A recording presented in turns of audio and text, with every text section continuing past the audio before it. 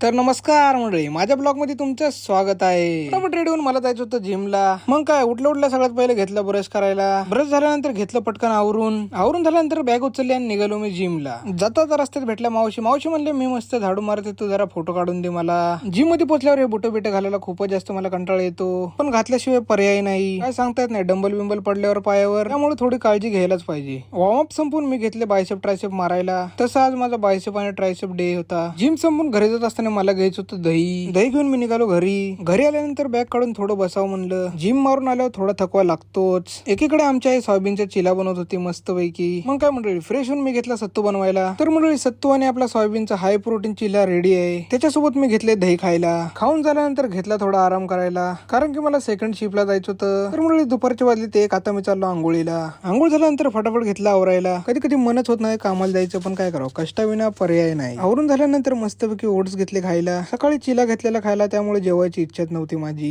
1:30 वाजलेले, आता मी चाललो कामावर आल्यावर फटाफट रेडी होऊन मी आलो कॅन्टीन मध्ये, कारण माझ्या एनर्जी लो झाल्यासारखं मला वाटत होतं. तर मी घेतलं वॉटर लेमनचा ज्यूस. तर मंडळी 4 वाजले, आम्ही आलो क्रिकेट खेळायला. क्रिकेट खेळल्यानंतर आम्हाला सर्वांना लागलेली खूपच जास्त भूक, म्हणून आम्ही आलो कॅन्टीन मध्ये. तर मंडळी, रात्रीचे वाजले 10. कामावरून सुटून मी चाललो घरी आल्यानंतर फ्रेश होऊन घेतले मी जेवायला. आजपासून जेवणासोबत 2 अंडे मी डेली खाणार आहे. अंड्याचे फायदे तर तुम्हाला माहितीच आहे. जेवण झाल्यानंतर मस्तपैकी घेतलं झोपायला, कारण की मला उद्या फर्स्ट शिफ्टला जायचं होतं.